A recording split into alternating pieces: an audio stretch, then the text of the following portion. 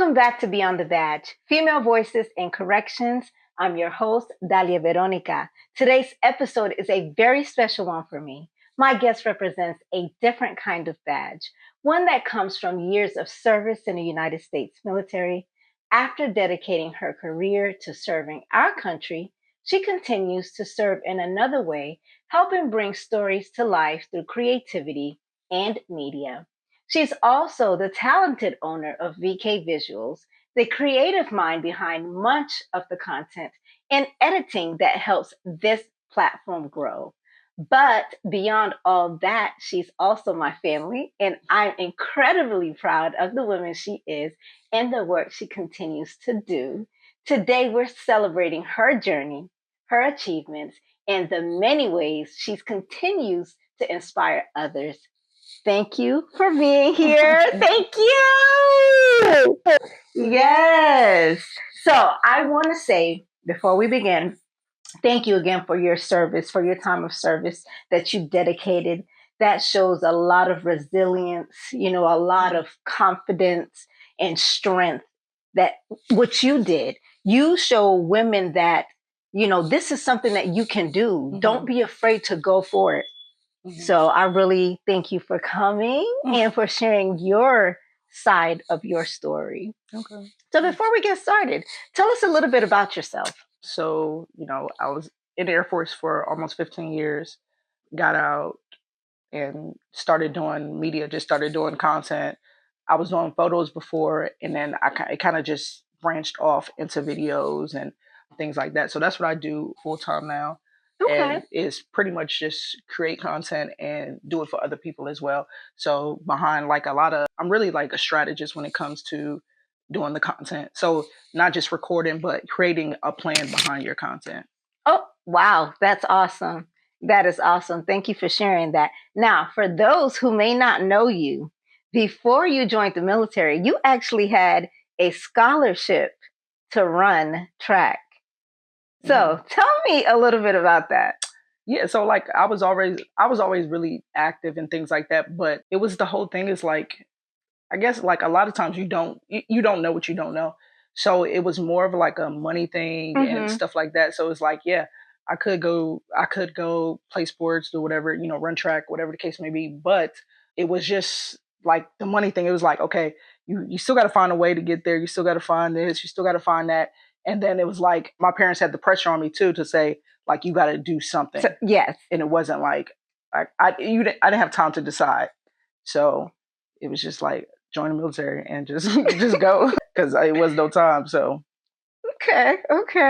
So what inspired you to join after I guess you decided, okay, well, I don't have time to really think about it, so I'm going to go ahead and go? Yeah, it was more of I wouldn't say desperation, but it was one of those things where you can go to school. I knew other people who had joined the military, and okay, you can go to school, you get a paycheck and all those type of things. I didn't know anyone in the Air Force, but everybody just go Air Force, go Air Force. I'm like, okay, well, they treat their people better. They do this, so I'm like, yeah, that sounds cool. So I might as well just go do that. So yeah, it was one of those things I wouldn't say desperation, but it was I had to make a decision.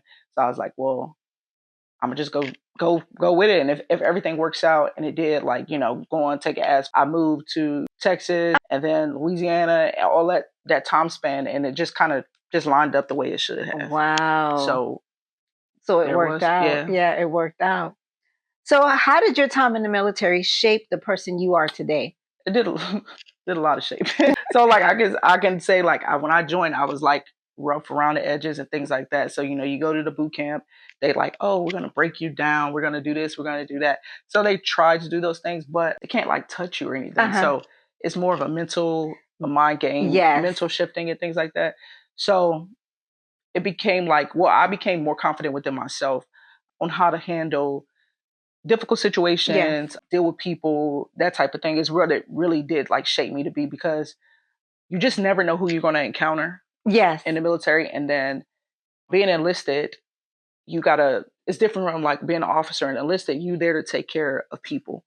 Gotcha. And some people are going through who knows. So you kind of start to learn those different things and understand you can't handle everybody the same way. Exactly. So it really shaped me that way. So like, I'll always think twice about judging somebody. Yes. Like if you're having a bad day, whatever the case may be, it doesn't take anything to be nice. And that's what it really taught me, because I'm like, yeah, like you just don't know what some of these people are going through. Exactly. And then I seen behind the scenes, like I'm sitting in there talking to these people and they breaking down crying, and then they walk out the office and got to be, this other person. And I'm like, okay. And I had to learn that too. Like I can't really be not myself, but I had to put on this face. So you get in the car, you drive there and you put the face on, and then you keep going. Yes. And then, when you come home, you take it off. So it definitely is like shaped that part. And it definitely, can be draining at times and things like that. But it definitely made me think twice about every single person I encounter to say, thank you, or whatever. Yes. Hi, how you doing? Thank you, whatever the case may be, instead of just automatically judging somebody on, they was rude. Like I don't know what you're going through. And that's what it really, like, it shaped me. So it always just gave me like a different perspective on people and how to treat people. Absolutely. That's a really powerful statement there, because we do have a tendency to, judge people. I could be going to the store and, this lady has an attitude with me. You're working. I'm coming to, to purchase something from your area, from your service. And you have an attitude with me. And, sometimes I can brush it off, but sometimes I'm like, wait a minute. Yeah. Like, I'm gonna just leave this right here, and I'm just gonna walk out. My sergeants, they always say to me, if you ask anybody that was in the military who their drill sergeant was, they're gonna remember who their drill sergeant was. And mind you, these two were drill sergeants in the Army. So do you remember who your drill sergeant was? Alicia Ross. I definitely remember her. That is funny. I never seen her again or anything like that. But yeah, it was, I would never forget. Like if she walked in the room right now, I would know exactly who she is. Yes. You never forget. Never forget. That's what I don't know. I don't know why I still remember. Yeah, but yeah. Yeah, they tell me the stories all the time. And the lieutenant, he would say, we would pick the biggest guy and the prettiest girl, and we would break them down to show everybody that, no one's different. Yeah. No one's different. When I got there though, she called me like, so my maiden name is Harris. So she's like, who are you, Harris or something? And I said, yeah. And she was like, like, oh, so you got an attitude, whatever. So she like made me get against the wall, like stand against the wall, my nose like touching it or whatever. And so I'm kind of just sitting there. I'm like, it's like, oh, you mad? So she like yelling and all that stuff. But come to find out, she just threw a name out there and it happened to be my name. Wow. So she didn't know and then like at the end, so at the very end or whatever, you have a day where you kind of just saying stuff, like, whatever the case may be. And she was like, I did not even know that was your name. She's like, I just threw a name out there and I think she said I was like licking my lips at the time or something like that. And she said, she just pointed me out and made me do it. So I was like, oh, okay. Wow. Yeah. That is hilarious. What is the odds of that? Right. Like, what is the odds of that? Yeah, she was like, definitely. She pointed me out and like, get against the wall. You got an attitude? And I'm like, no, like, oh, you talking? I'm like, yeah, I'll never get it. Never. That is awesome. I'm going to have to let him know. Let them know you didn't forget yours. Nope, never. Serving in the military comes with many challenges. Mm-hmm. What were some of the most defining moments of your career? I would have to say like the end of my career.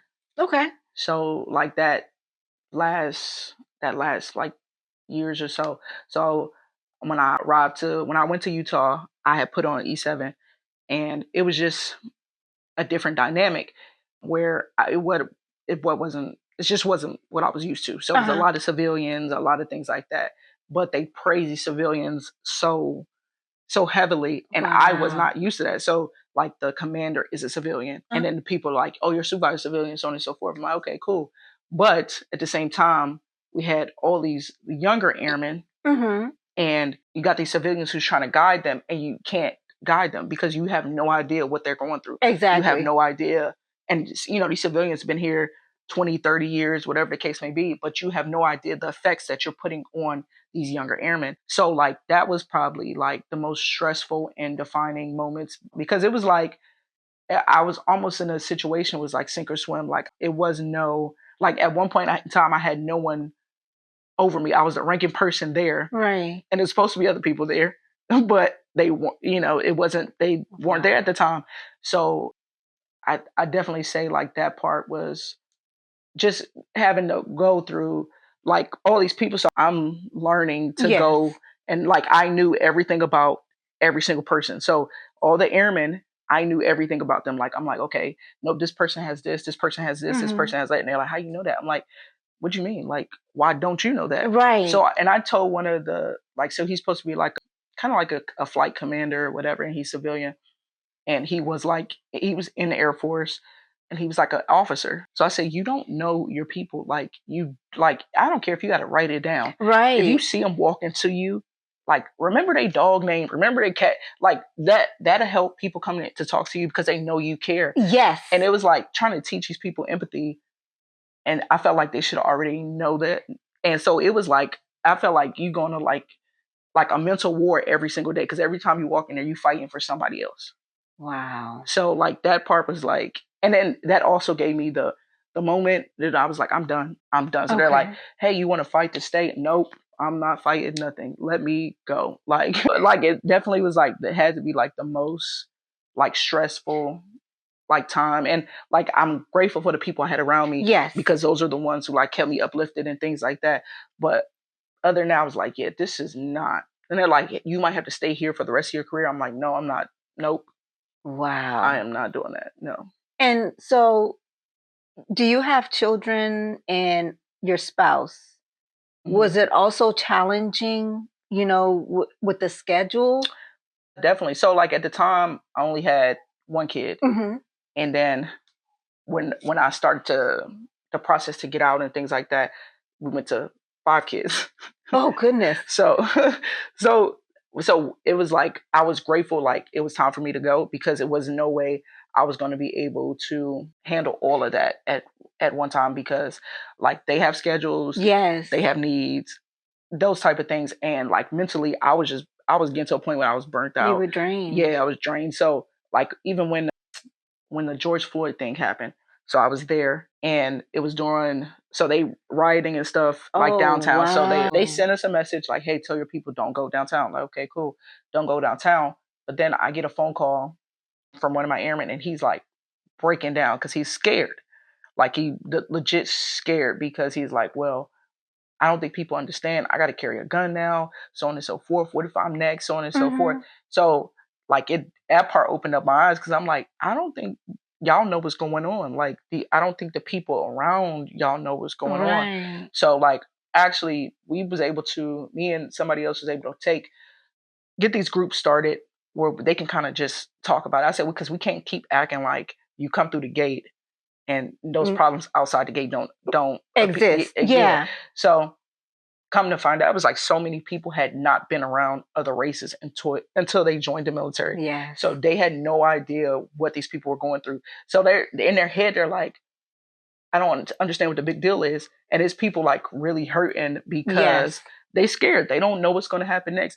And that part too is like almost eye-opening too. So it was like, so when it came time to go, like I definitely was like, yeah. And then my husband was always, he was like home 6-8 months and then he deployed again. Okay. So all that, it's like all that going on at one time, COVID, the George Floyd thing, all that, and it was just so much. So I was like, yeah, it's no way I would be able to handle 5 kids with this and everything else. Wow.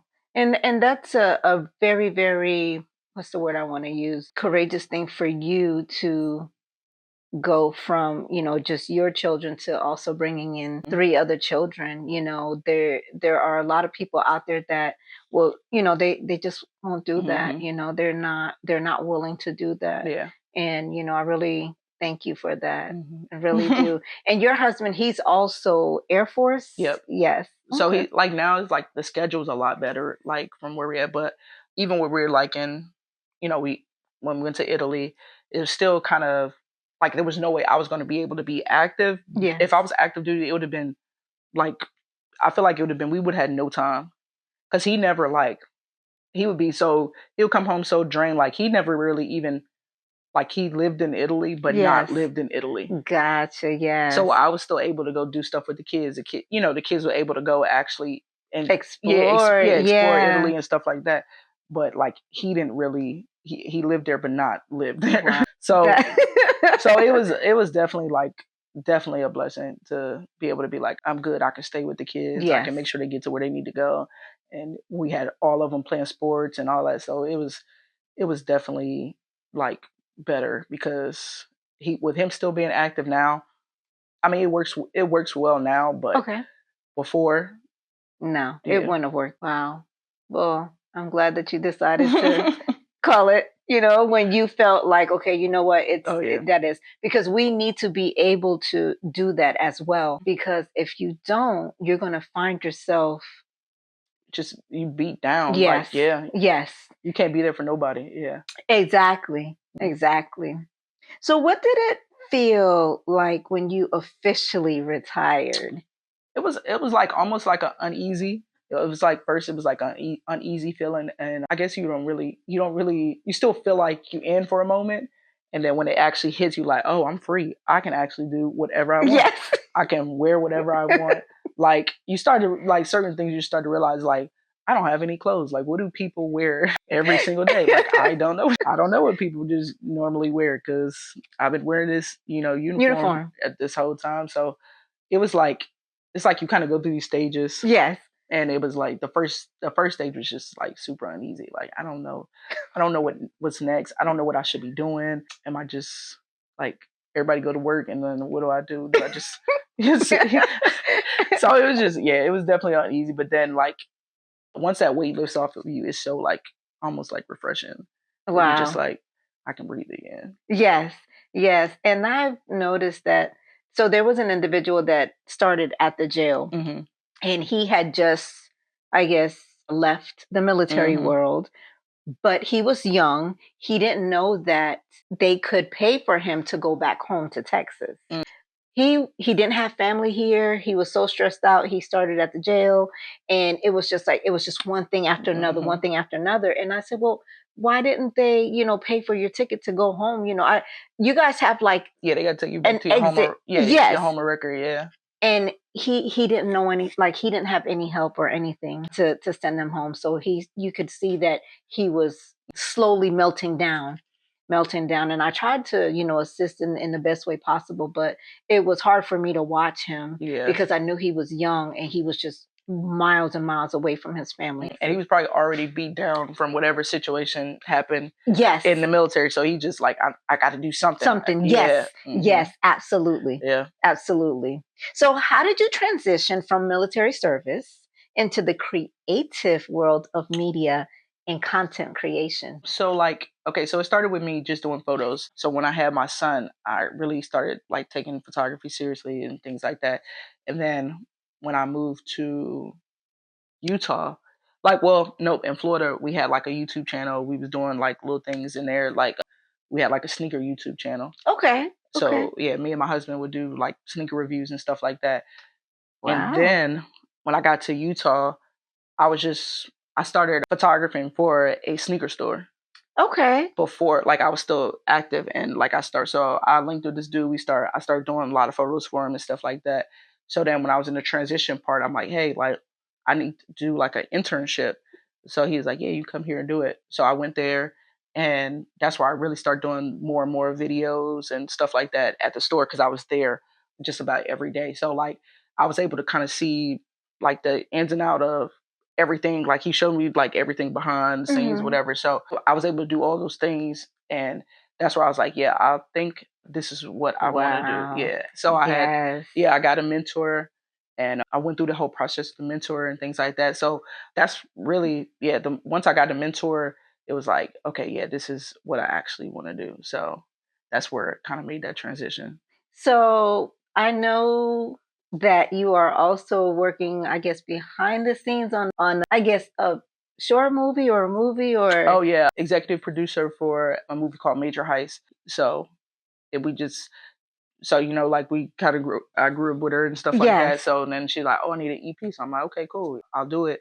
So she's like keeping me abrupt with everything that's going on. Yes. And I'm like, hey, I'm following your league. I don't know. Like, I've never done a movie, so I don't know. So it's been kind of like, she's been like kind of walking me through. If I got questions, I'm like, what does this mean? What is it? How do you do this? So on and so forth.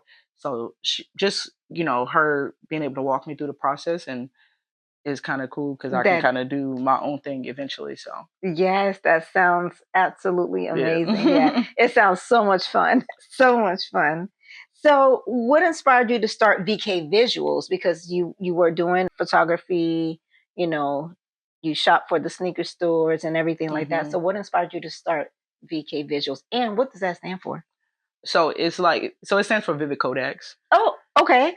And the name was just too long, so I had to cut it down to VK Visualz. But the main thing, I just wanted a brand. Okay. Because I just wanted to leave, like, if something happens to me, I want to be able to leave my, my mark on the world, so on and so forth. And then be able to, like, if my kids was like, oh, I want to do it too. Like, okay, you can be under VK Visualz. Yes. And whatever they want to put out, they can do it under VK Visualz.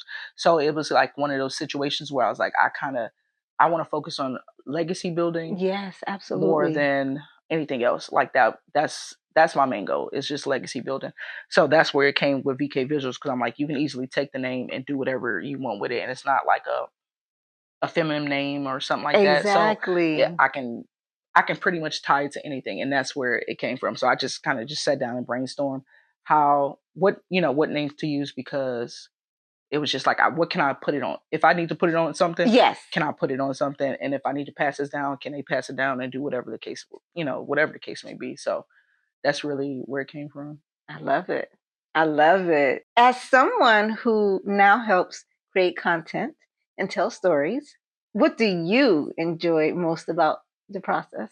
I think learning from like people and you seeing what they do and like what they go through, because a lot of times, like, if they're talking to me kind of, they're probably struggling with their content, and it's probably one of those situations where they really want to do content, yes, and they're trying to figure out how and why, and so on and so forth. And it's like some like little things I can kind of tell them, yeah, and it turns a light bulb on for them. So being able to watch them go through that process, and they're like, oh, yo, I did it. I'm like, okay, cool. Yeah. So like just being able to watch them go through that process. And then because I do edit content, you see a lot of people's stories. Yes. Like you watch them go through like everything. Cause I tell everybody, like, just record. Just record. Like, I don't care if you mess up, just keep going. Don't stop it. Just keep going. So you get to see people come like out of a shell almost. Yes. And they kind of like birthed it into this person who does content now. Wow. So yeah, it's just a cool like transition to see. Some people just kind of have it, but then they always, like, the technology is always a thing. So they're like, well, what app do I use? How do I do this? How do I do it? And I'm like, oh yeah, just do this, do that. But you get to see them really flourish and come out of a shell and become somebody who, like, a lot of people have fear talking on camera. So getting to see them, like, they actually come out of the shell and start talking on camera. And then as they start doing videos, the videos get better and better. Exactly. Better and better. And they're like, oh yeah. I'm like, oh yeah, you got it. Yeah, we good. Like, so yeah, just being able to watch that like transformation with people is always good. Does that sound like someone you know? You're not the only one. Like that, like, it's the process people go through, and that's what I always tell them. Like, just do it. Yeah, just start. Like, yeah, if you don't start, like, you won't know what happens. Yeah. And you were absolutely right though, because like I was terrified. Like I didn't know, I didn't have all my pieces. So I was like, well, I don't have this. So, I have to wait, or I got to get this. And like you said, just do it. And now that I've done it and you've been helping me, and I enjoy it. Yeah, I really do. Just use your, like, don't think about no equipment. Just get your phone and get to it. Like, we pay so much for these phones, and yes, exactly. Just get to it. And procrastination, you cannot let that get in the way. Yeah, facts, yeah. Yes. So you've also helped support Beyond the Badge, behind the scenes. What does this platform mean to you? Like, this is, like, to me, this is so dope to see, like, you step into another realm of what you're already doing. But, like, so to me, I was like, when he was like, oh, I want to do this. And I'm like, yeah, I think that would be super dope. I think you should really do it. So to me, it's super important, because I love to see you doing your own thing. So yeah, it's definitely super important to me. So that's why I was like, tell me what you want to do. Right. I'm like, just send it to me, and then we'll do it. Like, just send it to me. So being able to watch you do your thing, and then as seeing you get more comfortable behind the camera and the way you actually like you have like you're able to actually talk to people and to get a conversation started where not everybody can do that. They really can't. Right. Not everybody can do that. So it's been super cool to watch, and how each episode gets better and better. So it's been dope to watch. Well, thanks to you. I appreciate that. Yes, ma'am. So what advice would you give to women who want to serve, lead, or start their own business? Just do it. Like, there's no reason you can't do it. Like unless you do like something maybe like nursing or hair or something like that. Those are all like kind of women led fields. Yes. And anything you step outside of that is male led. So yes. You just have to step out and do it, and like not be shy about, oh well, I don't know if I could do this because it's only men in this field, so on and so forth. Even for me, doing videography and things like that, is not many females. Like it may be more coming onto the scene, but like it's just not a whole lot. Like, wow. Yeah, it's just not like super. It's not like a huge amount of females that do it. So like they got like groups like Black female photography groups and things like that. So if it wasn't like a niche group, then I'm sure those things wouldn't exist. But it's still dominated by males. So whatever you step into, just step into it and do it wholeheartedly. Like that's it. Like whatever you're gonna do, just step into it and do it wholeheartedly. Put everything into it and do it. If it don't work out, I guarantee you'll learn something. Yes, absolutely. So it's just one of those things. And then it kind of falls into the situation too, is how bad do you want it? Yes. So like you can't let other people be in your head and a lot of people's like, well, if I tell somebody my goals and my dreams, what I want to do, then they're gonna tear it down. It's like you could tell people and just go do it. Right. Like just go do it. Like you don't need approval from anybody. Exactly. Go do it. Exactly. Like, it's like, there's so much technology out there. There's so many platforms out there. Just go do it. Like there's no reason to not do it. There's no reason to not try to do it. Yeah. So if you want to get into anything, entrepreneurship, military, whatever, just step in it and do it wholeheartedly. That's it. Right. That's right. I love that statement. Thank you. Thank you for that. So when you look back at your journey from military service to entrepreneurship, what are you most proud of? I would say just making it out. I think like watching myself transform and things like that had to be probably the most thing that I'm proud of, because like I learned to public speak, and it's like a lot of things I learned how to handle people differently. It's just kind of one of those situations. So it's kind of like I watch myself flourish and go through these phases of life and all that. And like, dude, as far as like the military, I don't regret it at all, because it molded me. It really did mold me to be like, you can't stay home. It forced me to leave. I never came back. Like and I could have, but it just, the opportunity never presented itself. It just never did. Like, so it was kind of one of those situations where this is not where I'm supposed to be. So it was like, it just molded me where I had to figure it out, because they was gonna send me somewhere else and somewhere else and somewhere else. Exactly. So it definitely just molded me. So I think like the biggest thing I'll take is like that ability to kind of like just shape form into whatever I needed to be. And like that, and that's a big thing, like in teaching, like my son is really like that. So it's like if he go to a crowd, he can kind of like blend in. Like it doesn't matter who it is. Right. If he can play with whoever the case may be, and he kind of just blends into a situation where it's not uncomfortable for him. That's awesome. So I think that's the thing. Like I can walk into a room and not be like, seriously, like I don't know anybody. Like, right. Exactly. So, good morning. Yeah. So I think that's probably like the biggest thing, is like I became like a whole different person, where like I used to be like super quiet. Yes. Yeah. Yes. Super quiet, and just kind of I'm still very mellow, but super quiet, and it kind of just brought that shell out of me. So I'm like super proud of that, because now I'm able to teach my kids like, no, you be yourself. It's okay. Yes. It's okay. You don't have to, you don't have to dull yourself down for that. So I think that's the biggest thing, is that, always, don't dim your light for somebody else or someone else's situation. And I had to learn it. And I think it's just growth in life. Yes, absolutely. That you go through. But so it was like definitely not to dim light in a situation, any situation. That is powerful. And I'm proud of the woman that you have become, because yes, you were quiet. Like you stuck to yourself. You didn't really deal with a lot of people, and now you're out here. You're doing creative content and marketing and all of that. Now, if someone wants to, I guess, get a hold of you, how would they get a hold of you? So my website is vividcodex.com, and then everything is VK Visuals. So I'm on Instagram at VK Visuals, and you can go in there and see my content and things like that. So I'm actually gonna, because of the conversation I had last night, I'm actually going to kind of pivot, because someone said like they feel like the content I put out is for people who already are established. Okay, gotcha.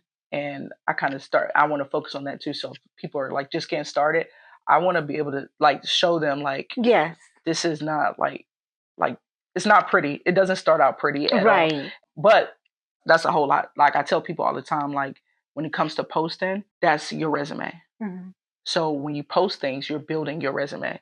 Gotcha. So people don't, like if they scroll down, yes, they see where you started and go up. So I'm gonna actually be like, so if someone is looking to get into content, follow me at VK Visuals with a Z at the end on Instagram. And I want to start focusing.